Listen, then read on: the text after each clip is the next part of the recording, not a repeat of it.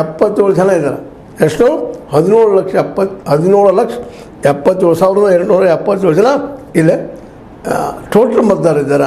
ಅದರಲ್ಲಿ ಪುರುಷರು 8,95,366, 8,95,366 ಜನ ಪುರುಷರಿದ್ದರೆ ಸ್ತ್ರೀಯರು 8,82,430 ಜನ ಇದ್ದಾರೆ. ಹೀಗೆ ಹೆಚ್ಚು ಕಡಿಮೆ ಸಮಸಮವಾಗಿ ಇದ್ದಾರೆ. ಮತ್ತು ಇನ್ನು 81 ಜನ ಲಿಂಗ ಅಲ್ಪಸಂಖ್ಯಾತರು ಇದ್ದಾರೆ. ಹೀಗಾಗಿ ಈ ಜನ ಯಾಕೆ ಒಲಿಬೋದು ಅಂತೇಳಿ. ಮತ್ತು ಈ ಹಾವೇರಿ ಕ್ಷೇತ್ರದಲ್ಲೇ ಮೂಲಭೂತವಾಗಿ ಮೂಲ ಸೌಕರ್ಯಗಳು ಇಲ್ಲಿ ಎಲ್ಲ ಕಡೆ ಸಿಗ್ತಾ ಇಲ್ಲ, ಇಲ್ಲಿ ಬಡತನ ಹೆಚ್ಚದ ಅನ್ನೋದು ಸಾಮಾನ್ಯವಾಗಿ ಕಂಡುಬರುತ್ತಿರುವಂಥ ದೊಡ್ಡ ಲಕ್ಷಣ. ಇದನ್ನು ಹೋಗಲಾಡ್ಸೋಕೆ ಇಲ್ಲಿವರೆಗೆ ಅಂಥ ಪ್ರಯತ್ನಗಳು ನಡೆದಿಲ್ಲ ಅನ್ನುವಂಥ ಆರೋಪಗಳು ಹಿಂದಿನ ಸರ್ಕಾರಗಳ ಮೇಲೆ ಕೇಳಿಬರ್ತಾ ಇದ್ದಾವೆ. ಅದರ ಜೊತೆಗೆ ಏನಪ್ಪ ಅಂದ್ರೆ DCC ಬ್ಯಾಂಕ್ ಈ ಜಿಲ್ಲೆಯಲ್ಲಿ ಇಲ್ಲ ಅನ್ನೋದು ಕೊರಗ ಆ ಭಾಗದಲ್ಲಿದೆ, ನೋವದ, ಸಂಕಟ ಅದ. ಇನ್ನು ಅದ್ರ ಜೊತೆಗೆ ಇಲ್ಲಿ ಬೃಹತ್ ಕೈಗಾರಿಕೆಗಳು ದೊಡ್ಡ ದೊಡ್ಡ ಉದ್ಯೋಗಗಳು ಮಾಡುವಂಥವು ಮತ್ತೆ ಬೆಳೆದಿಲ್ಲ. ಒಂದು ರೀತಿಯಿಂದ ಈ ಒಂದು ಪೂರ್ತಿ. ಮತ್ತು ಇದೇ ಕಾಲಕ್ಕೆ ನಾವು ಈ ಭಾಗದಲ್ಲಿ ನಿರುದ್ಯೋಗದ ಸಮಸ್ಯೆ ಸಾಕಷ್ಟು ಅದ. ಇದು ಎಲ್ಲರಿಗೂ ಸಮಸ್ಯೆ ಇರುವಂಥದ್ದು, ಎಲ್ಲ ಕ್ಷೇತ್ರದಲ್ಲಿಯೂ ಎಲ್ಲ ಕಡೆಯೂ ಇರುವಂಥದ್ದು.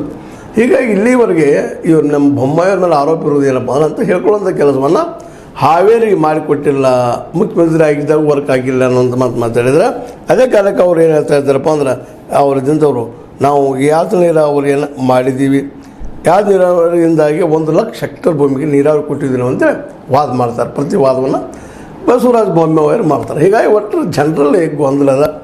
ಬಸವರಾಜ ಬೊಮ್ಮಾಯಿಯವರು ಈ ಕ್ಷೇತ್ರದಲ್ಲಿ ಬೆಳೆದಂಥವ್ರು, ಇವರು ಹೊಸದಾಗಿ ಬಂದಂಥವ್ರು, ಈ ಒಂದು ಗಾಡ್ಲದೇವರ ಮಠ ಅವರು ಅಥವಾ ಆನಂದ ಸ್ವಾಮಿಗಳು ಯಾರನ್ನ ಆಯ್ಕೆ ಮಾಡಬೇಕು ಅನ್ನೋದು ಅಷ್ಟ ಒಂದು ಕಾಂಪ್ಲಿಕೇಟೆಡ್ ಅಥವಾ ಒಂದು ಸಮಸ್ಯೆ ಆಗಿಬಿಟ್ಟದ. ಇವ್ರು ಮಾಡೋರು ಅವ್ರು ಮಾಡೋಣ. ಯಾಕಂದರೆ ಒಂದು ವೇಳೆ ಗ್ಯಾರಂಟಿ ನೋಡಿ ಮತ ಹಾಕಲಿಲ್ಲಪ್ಪ ಅಂತಂದ್ರೆ ನಾಳೆ ಈ ಕಾಂಗ್ರೆಸ್ ಬಿತ್ತಪ್ಪ ಅಂತಂದ್ರೆ ಗ್ಯಾರಂಟಿ ಬಂದಾಗ್ತದಲ್ಲ ಅನ್ನೋದು ಭಯ ಜನಸಾಮಾನ್ಯರು. ಹೀಗಾಗಿ ಬಸವರಾಜ ಬೊಮ್ಮಾಯಿ ಅವ್ರ ಮುಂದೆ ದೊಡ್ಡ ಸವಾಲದ. ಬಟ್ ಆದರೂ ಬಸವರಾಜ ಬೊಮ್ಮಾಯಿ ಅವ್ರು ಏನು ಹೇಳ್ತಾರಪ್ಪ ಅಂದ್ರೆ ಮೋದಿಯವರ ಅಲೆ ಗಾಳಿ ನಮ್ಮಲ್ಲಿದ, ನಾವು ನಿಶ್ಚಿತವಾಗಿ ಗೆಲ್ತೀವಿ ಅನ್ನುವಂಥ ಮಾತನ್ನು ಅವ್ರು ಮಾತಾಡ್ತಿದ್ದಾರೆ. ಹೀಗಾಗಿ ಒಟ್ಟಿನಲ್ಲೇ ಈ ಒಂದು ಜನ, ಹಾವೇರಿ ಜನ, ಅದರಲ್ಲೂ ಮುಖ್ಯವಾಗಿ ಇಲ್ಲಿಯ ಮಹಿಳೆಯರಿಗೂ ಸಹಿತ ಅಷ್ಟೇ ಈ ಗ್ಯಾರಂಟಿ ಭಾಳ ಅವಶ್ಯ ಆಗಿಬಿಟ್ಟದ. ಕಾರಣ ಇಷ್ಟ ಬಸ್ಸುಗಳು ಫ್ರೀಯಾಗಿ ಅಡ್ಡಾಡುವಂಥದ್ದು ಮಾಡೋದು ಅನೇಕ ಕೆಲವರು ಉಪಯೋಗ ಆಗ್ತಾಯಿದೆ. ಹೀಗಾಗಿ ಇಲ್ಲಿ ಒಂದು ಸ್ವಲ್ಪ ಬಸವರಾಜ ಬೊಮ್ಮಾಯಿಯವರು ಎಷ್ಟು ಮಟ್ಟಿಗೆ ಆಯ್ಕೆ ಆಗ್ತಾರೆ ಅನ್ನುವಂಥದ್ದು ಒಂದು ಸಮಸ್ಯೆ ಆಗ್ಯದ. ಅದೇನೂ ಇರಲಿ, ಹಾವೇರಿ ವಿಶೇಷವಾಗಿ ಇತ್ತೀಚೆಗೆ ಅಲ್ಲೇ ಏನಪ್ಪ ಅಂದ್ರೆ ಈ MLAಗಳ ಪ್ರಭಾವದಿಂದಾಗಿ 7 ಜನ MLAಗಳು ಇರೋದ್ರಿಂದಾಗಿ ವಿಶೇಷ ಬಸವರಾಜ ಬೊಮ್ಮಾಯಿಯವರು ಹಾರ್ಡ್ ವರ್ಕನ್ನು ಭಾಷಣ ಮಾಡಬೇಕಾಗಿತ್ತು ಅನ್ನುವಂಥದ್ದು.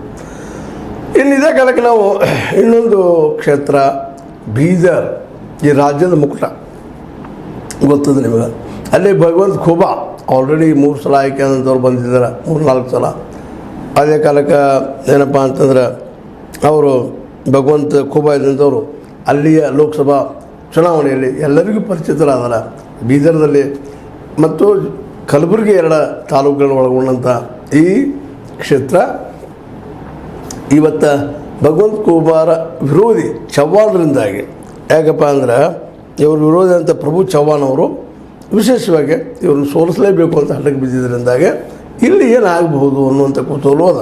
ಯಾಕಂತಂದ್ರೆ ಇಲ್ಲೇ ಖೂಬಾ ಅವರ ವಿರೋಧವಾಗಿ ಇಲ್ಲಿಯೂ ಸಹ ಪ್ರಭಾವಿ ವ್ಯಕ್ತಿ ಯಾರಪ್ಪ ಅಂದ್ರೆ ನಿಮ್ಗೆ ಗೊತ್ತದ, ನಮ್ಮ ಖಂಡ್ರೆ ಇವರು ನಮ್ಮ ಯಾರಪ್ಪ ಅಂತಂದ್ರೆ ಖರ್ಗೆ ಅವ್ರದ್ದು, ಜೊತೆಗೆ ಖಂಡ್ರೆ ಅವರು, ಖರ್ಗೆ ಆ್ಯಂಡ್ ಖಂಡ್ರೆ ಇವತ್ತು ಇವ್ರ ವಿರುದ್ಧದಂಥವರು ನಮ್ಮ ಸಾಗರ್ ಖಂಡ್ರೆ ಅವರು, ಅದರಲ್ಲೂ ಈಶ್ವರ್ ಖಂಡ್ರೆ ಅವರ ಮಗ, ಅವ್ರ ಪೂರ್ಣ ಪ್ರಮಾಣದಲ್ಲಿ ಇವತ್ತು ತಮ್ಮಂತ ತೊಡಗಿಸ್ಕೊಂಡಿದ್ದಾರೆ. ಸಾಗರ್ ಅವರು LLB ಆದಂಥ ಯುವಕರಿದ್ದಾರೆ. ಹೀಗಾಗಿ ಇಲ್ಲೇ ಖೂಬಾಗೋ ಖಂಡ್ರೆಗೋ ಅನ್ನುವಂಥದ್ದು ಯಾರಾಗಬಹುದು ಅನ್ನುವಂಥದ್ದು.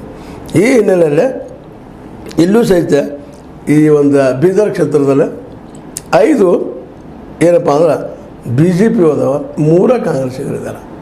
ಇದು ಸ್ವಲ್ಪ ಉಲ್ಟಾ ಅದ, ಸ್ವಲ್ಪ ವಾತಾವರಣ ಚೇಂಜ್ ಇದೆ. ಇಲ್ಲೇ BJP ಪ್ರಭಾವ ಹೆಚ್ಚು ಇರೋದ್ರಿಂದ, BJP ಪವರ್ಫುಲ್ ಇರೋದ್ರಿಂದ ಇದು ಅಷ್ಟು ಸುಲಭವಾಗಿ ನಮ್ಮ ಖಂಡ್ರೆ ಒಲಿತೈತೇನು ಅನ್ನುವಂಥದ್ದು. ಇಲ್ಲೂ ಸಾಕಷ್ಟು ಸಮಸ್ಯೆಗಳಿದ್ದಾವೆ ಬೀದರ್ದಲ್ಲೇ. ಏನಪ್ಪ ಅಂತಂದ್ರೆ ಅಲ್ಲಿ ಪ್ರವಾಸೋದ್ಯಮ ಚೆನ್ನಾಗಿ ಬೆಳೆಸ್ಬೋದು.